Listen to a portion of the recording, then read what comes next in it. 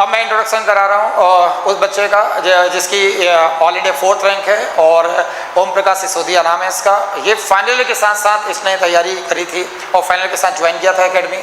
Final जब चल रहा था उसी समय एकेडमी ज्वाइन करा और होलकर कॉलेज से, इंदौर के होलकर कॉलेज से सनामत एक छोटा सा गांव है, ऐसा नहीं कि बहुत वेल डेवलप गांव है, छोटा सा गांव है, लेकिन वहाँ से इसने ऑनलाइन ज्वाइन करा क्योंकि फाइनेंशियल प्रॉब्लम बहुत सारी चीज़ों के कारण और खासकर कॉलेज में, होलकर कॉलेज में अटेंडेंस को लेकर काफ़ी स्ट्रिक्ट है टीचर, तो अटेंडेंस के कारण ये ऑफलाइन नहीं आ सकता था, फिर ऑनलाइन ज्वाइन किया। ऑनलाइन ज्वाइन करने के साथ साथ कॉलेज के साथ साथ इसने कैसे ऑल इंडिया 4th रैंक लेके निम्सक 2026 के एग्जाम में लेके आया, क्या जर्नी रही। सबसे बड़ा मोटिवेशन उन बच्चों के लिए जो ये सोचते हैं कि ऑनलाइन में रह के हम टॉप रैंक नहीं ला सकते, तो ये सबसे बड़ी एग्जाम्पल है कि टॉप 10 में अगर 4 स्टूडेंट है तो 2 ऑनलाइन के हैं, 2 ऑफलाइन के हैं, ये सबसे बड़ी बात है। ओम प्रकाश, मेरा नाम ओम प्रकाश सिसोदिया है। मैं एक ऑनलाइन स्टूडेंट हूँ। मैंने 7 अक्टूबर को फर्स्ट बैच ज्वाइन की थी।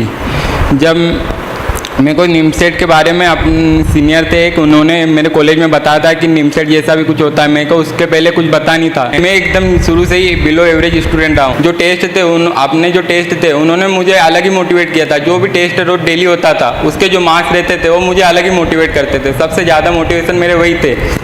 जब से शुरू से ही मैंने ज्वाइन किया था तो मेरे इतने खास मार्क्स नहीं आते थे, उससे मैं डीमोटिवेट भी होता था कि मेरे मार्क्स नहीं आ रहे, मैं कैसे NIT में सिलेक्शन लूँगा, मेरे को कौन सी NIT मिलेगी भी या नहीं।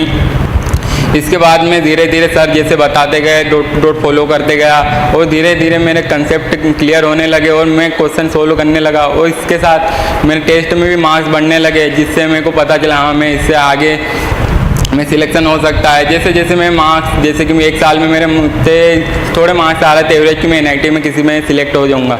उसके बाद जैसे मैंने 1 साल हुआ तो मेरे को मार्क्स में थोड़ा डिफरेंस आया कि हाँ अपने मार्क्स अच्छे हो गए हैं, मैं टॉप 100 की भी सोच सकता हूँ। इसके आगे फिर थोड़ा और टाइम जैसे बीतते गया मेरी एक्सपेक्टेशन और बढ़ती गई। इसके आज से 4 महीने पहले मेरा गोल था कि मेरे को टॉप 20 में कैसे भी आना है।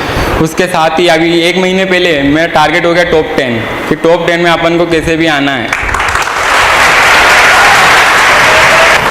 साथ ही सर के जो मोटिवेशन लेक्चर्स है उन्होंने अलग ही मोटिवेट करके रखा था। इतना मतलब पेपर देने गया था, पेपर लगा नहीं कि मैं पेपर दे रहा हूँ। जो टेस्ट पेपर अपने हो रखे थे ऐसा नॉर्मली लग रहा था कि टेस्ट पेपर है दे दो बस, ऐसी कोई बड़ी बात नहीं है। एग्ज़ाम भी मतलब ईजी लग रहा था कि पेपर का फियर था ही नहीं। सर ने अलग ही 3 जो लास्ट के लेक्चर हुए थे उसमें अलग ही फियर पूरा ख़त्म कर दिया था।